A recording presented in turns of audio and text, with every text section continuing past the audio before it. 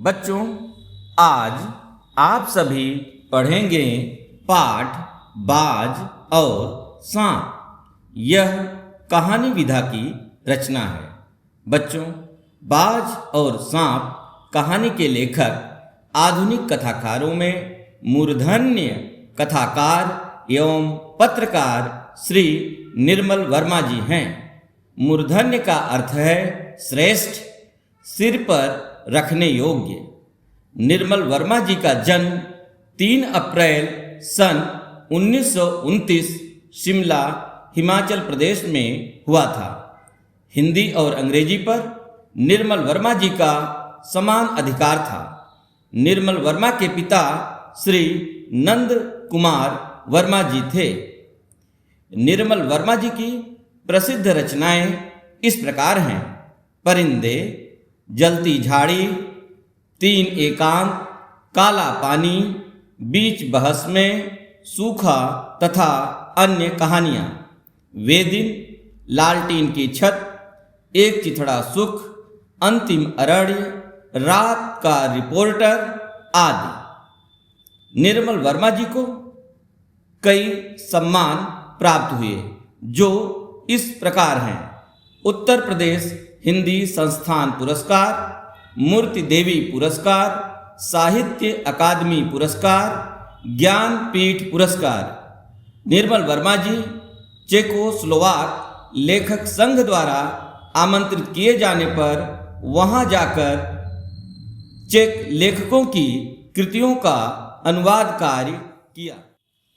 बच्चों, प्रस्तुत है बाज और सांप कहानी का सारांश। इस पाठ में 2 पक्षियों बाज और सांप के जीवन शैली एवं सोचने के ढंग का वर्णन है। जहां बाज साहस एवं वीरता का प्रतीक है। वह आकाश की असीम ऊंचाइयों को अपने पंखों से नापने की इच्छा रखता है। उसे स्वतंत्रता अपनी जान से भी बढ़कर प्रिय है। वहीं सांप संघर्ष से दूर रहकर सीलन और अंधेरे में डूबी गुफा तक अपने को सीमित रखता है। बाज का साहस और आकाश के प्रति असीम प्रेम को देखकर कायर सांप में भी साहस आ जाता है।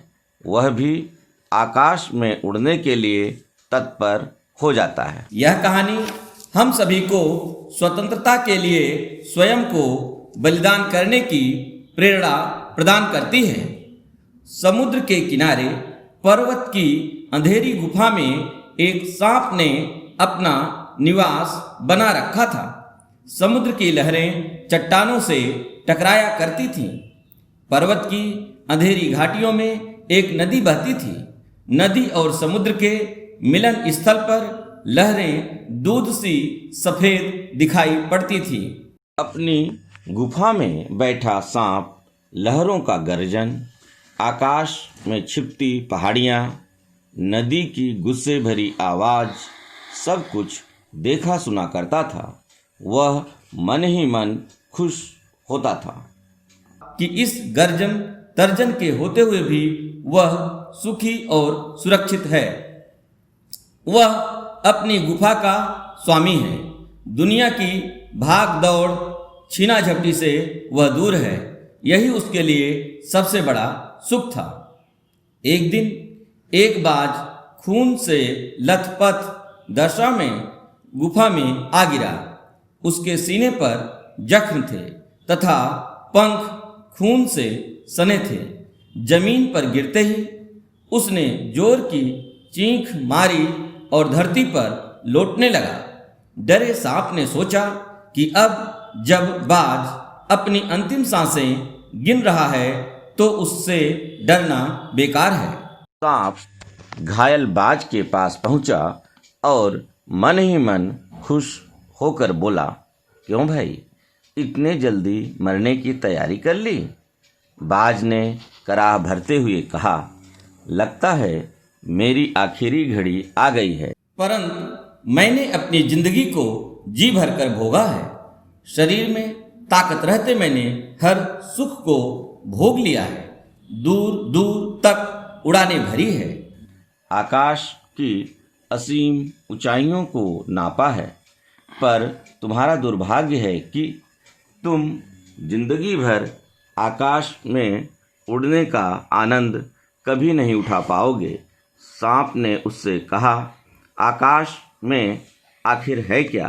तुम्हारा आकाश तुम्हें ही मुबारक हो। मेरे लिए यह गुफा ही भली है। यही मेरे लिए सर्वाधिक सुरक्षित तथा आरामदेह है।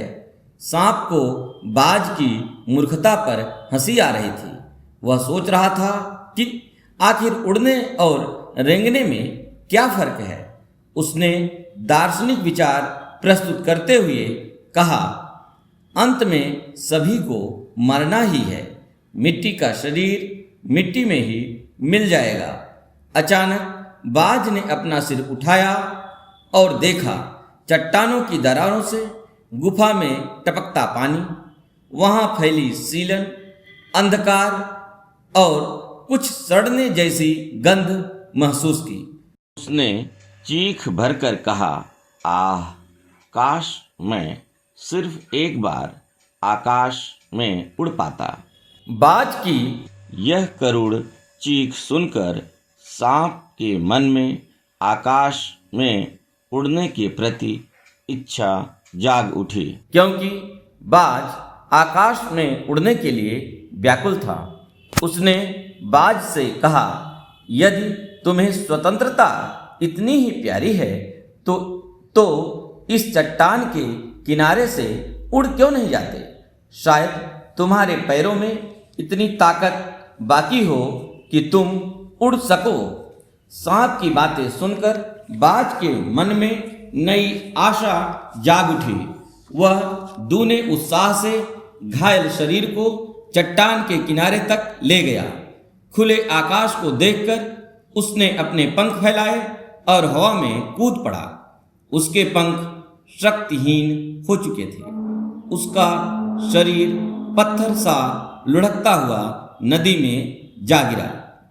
एक लहर उसे अपनी गोद में समेटे सागर की ओर ले चली। बाज की मृत्यु ने सांप को चिंता में डाल दिया। वह सोचने लगा कि आकाश की शून्यता में ऐसा कौन सा आकर्षण छिपा है जिसके लिए बाज ने अपने प्राण त्याग दिए। आकाश में ऐसा कौन सा खजाना छिपा है, मुझे भी जाकर पता लगाना चाहिए। इसी बहाने कम से कम उस आकाश का स्वाद भी चख पाऊंगा। यह सोचकर उसने अपने शरीर को आकाश की शून्यता में छोड़ दिया। सांप का शरीर क्षण भर के लिए आकाश में चमक उठा। जीवन भर रेंगने वाला सांप छोटी छोटी चट्टानों पर धप से जा गिरा। ईश्वर की कृपा से उसकी जान बच गई। सांप सोचने लगा, यदि उड़ने का यही आनंद है तो मैं भर पाया। मूर्ख पक्षी धरती के सुख से अनजान रहकर आकाश की ऊंचाई नापते रहते हैं। मैंने तो जान लिया कि आकाश में खूब सारी रोशनी के सिवा कुछ भी नहीं है। वहाँ शरीर को संभालने या सहारा देने के लिए कोई स्थान नहीं है। फिर पक्षी धरती के प्राणियों को छोटा क्यों समझते हैं? अब मैं कभी धोखा न खाऊंगा। मैं तो बाज की बातों में आकर ही आकाश में कूदा था। मरते मरते बचकर मैंने यही जाना कि अपनी खोखल से बड़ा सुख और कहीं नहीं है। आकाश की स्वच्छंदता से मुझे क्या लेना देना?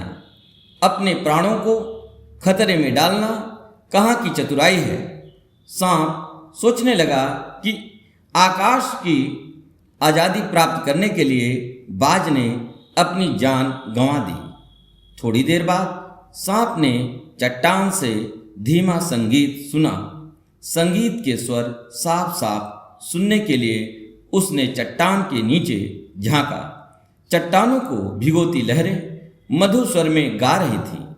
उनका गीत साहसी तथा मृत्यु से न डरने वालों के लिए है। ओ निडर बाज, शत्रुओं से लड़ते हुए तुमने अपना कीमती रक्त बहाया है। तुम्हारी रक्त की एक एक बूंद जिंदगी को प्रकाशित करेगी और साहसी बहादुर दिलों में स्वतंत्रता तथा प्रकाश के लिए प्रेम पैदा करेगी। साहस और वीरता के गीत जब भी गाए जाएंगे, तुम्हारा नाम श्रद्धा और गर्व से लिया जाएगा। उनका गीत मौत से न डरने वालों के लिए है। बच्चों, इस कहानी से शिक्षा मिलती है, जो लोग अपनी स्वतंत्रता के लिए अपना जीवन बलिदान कर देते हैं, वे अमर हो जाते हैं। उनके साहस और वीरता के गीत गाए जाते हैं।